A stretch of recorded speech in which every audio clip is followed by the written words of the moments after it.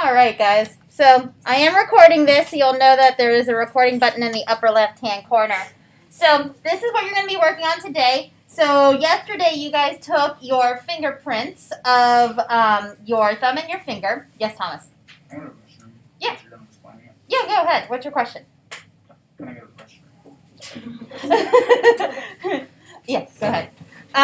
So what you're going to do for your activity, okay, this is going to be the first of several activities where you're going to have to practice graphing, okay? Graphing is the most difficult, but yet it's the most vital part of any scientific experiment because graphing lets us see what does your data look like, okay? So we're actually going to take the data that you collected yesterday. Let me borrow a student's data. So I'm going to borrow Ashlyn's, okay? So yesterday you actually took your fingerprints, your pointer finger and their thumb, and we figured out what type of fingerprint you are, either a loop, arch, or whorl, and then we took the data and recorded it down here on your table. You guys are going to actually take this table and actually create it into an organized table. You're going to make me a table in a different way, so a different way of showing me the numbers, and then you're also going to create for me a bar graph, okay? Now I've given you a hint. It's going to be a bar graph. The reason why it's going to be a bar graph is because it doesn't have anything to do with time. Time equals line. I know it doesn't rhyme, but it's the easiest way to remember it. So it's not happening over time. So you're going to make a bar graph. And the other hint I'm going to give you is you should have 6 bars in your graph. So if you flip your paper over, there's actually a table for you to see, or a graph paper for you to use. What I would suggest you do, okay? This is my suggestion. Take your paper, fold it in half. Half like a hamburger.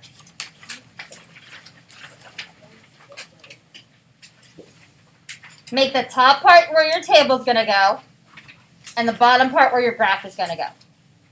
Okay?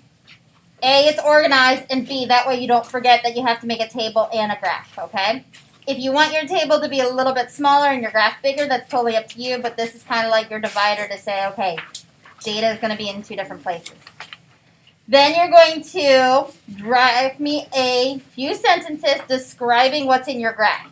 Okay, you should include information as what you measured and what results you found.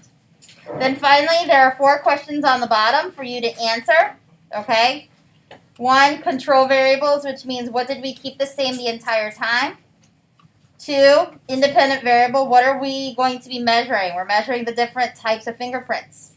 And 3, dependent, this is what we test, this is what we measure. Okay, how many did you count of? That's measuring. And then finally, question number 4. We actually went over the answer to class yesterday over this. Let's see how many of you remember that one. When finished, put it in the inbox. That's all it is. Is this homework? The answer is no. Okay, this is actually going to be due on Friday, but you're going to get class time today to work on it and another day in class to work on it. Okay? Questions. Here's my question for you. Should the bar graph be in color? Yeah. Yes. Should you have a key? Yes. Yes, you should have a key. These are things that you should remember when making a bar graph.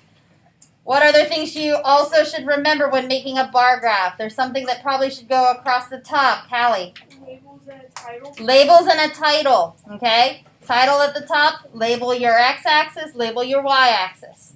Any other questions? Those are key things that you should remember when making your graph, okay? Now, if you need a ruler, I will pass out some rulers, but when you're done with the ruler, you have to give it back to me so that I can sanitize them. Asher? Do you use the same numbers from yesterday's slide? Yes, you use the exact same numbers. That is your data you're going to use. That's the data you're going to make a table off of. That's the data you're going to make a graph off of. Okay?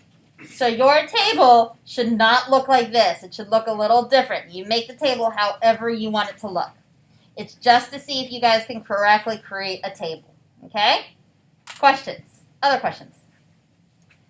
Alrighty then. So you guys can get started and I will pass out some rulers here to